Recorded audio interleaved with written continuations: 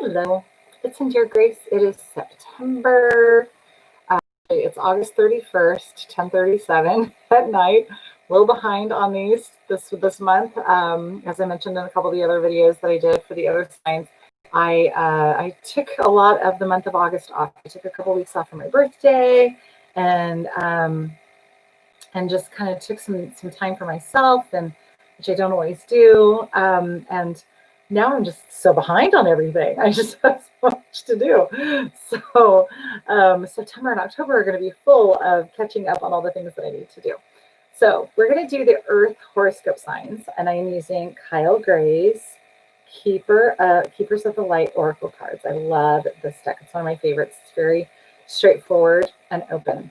So I'm going to start immediately with Taurus and start working through this. So you have Divine Director, Intervention, and Purpose. And the message that's coming up for you is know that Spirit is with you. They're guiding you, they're intervening, they're helping you. Stop fighting them. Tauruses, whatever you want to call it, you are one of the most stubborn you're the bull, for crying out loud. You're one of the most stubborn ones. Stop fighting Spirit. Okay, my mother was a Taurus, and I love her. My mom's been gone for quite some while, quite some time now, about 6, 7 years.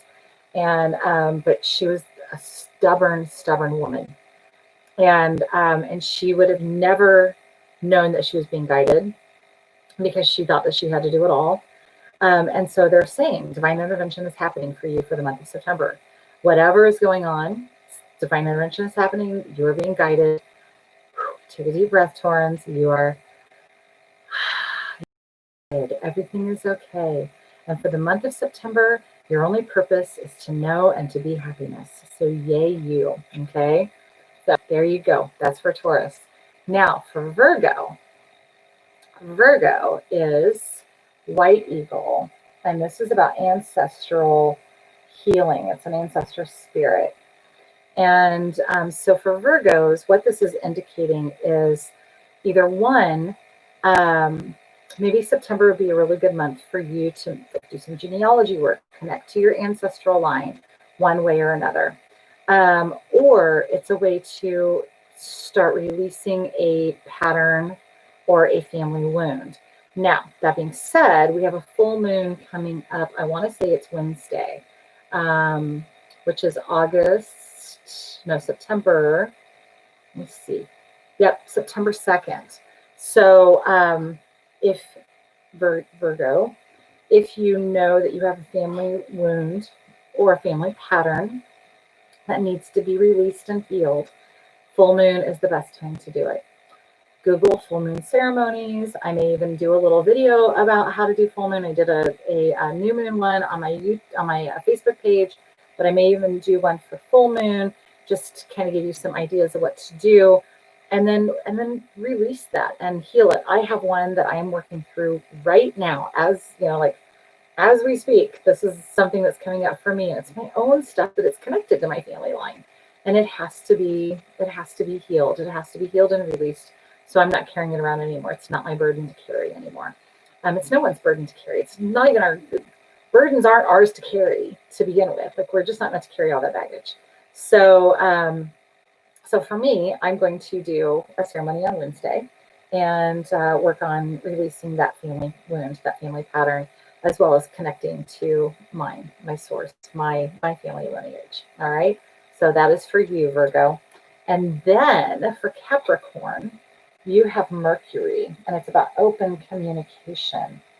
And again, this is just what we talked to Virgos about. Whatever you're carrying around with you, whatever pain you're carrying around, release it. And sometimes you have to open communication.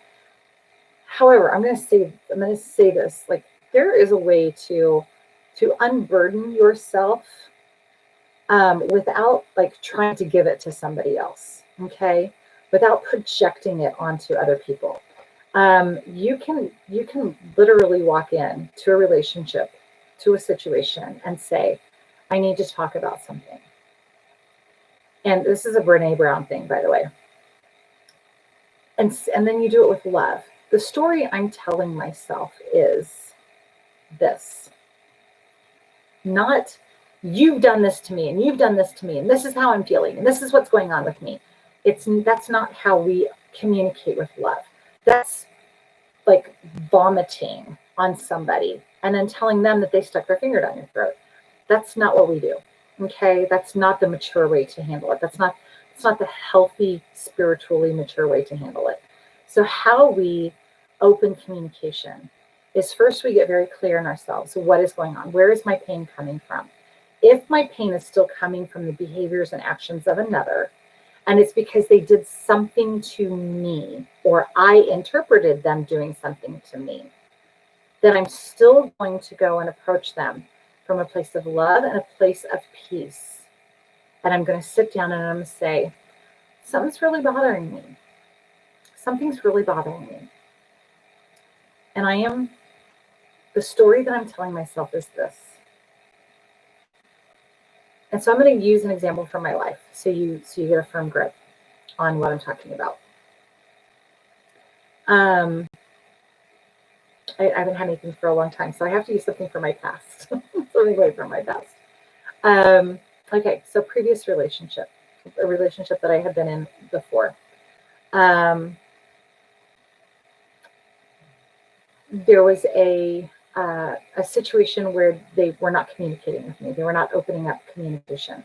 Every time I wanted to talk about something, they would shut it down. We're not talking about this.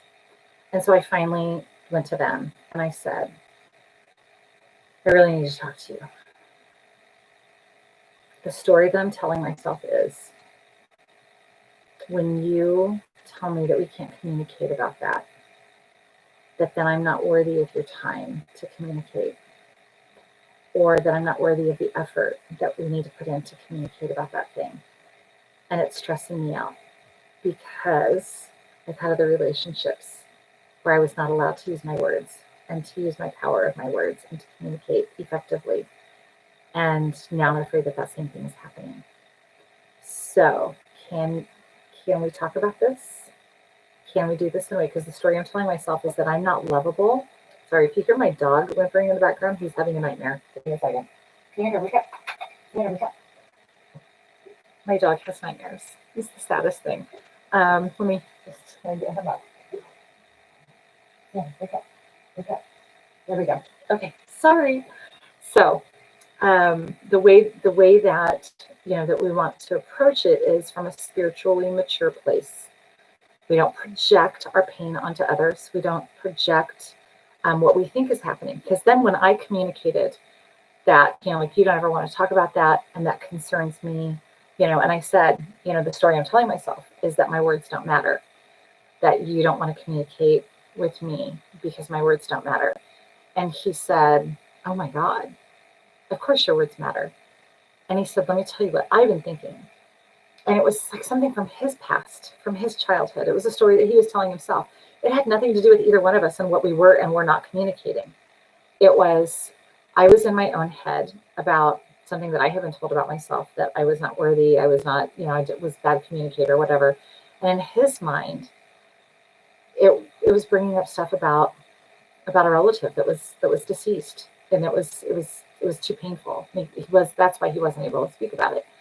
And I was like, oh my God, we should have done this earlier. So Capricorn, to get the weight off your chest and to do it in a way that is good for you and for the person that you need to get the weight off your chest with, is to go at it from the story I'm telling myself perspective. But make sure you have all your ducks in a row before you do it.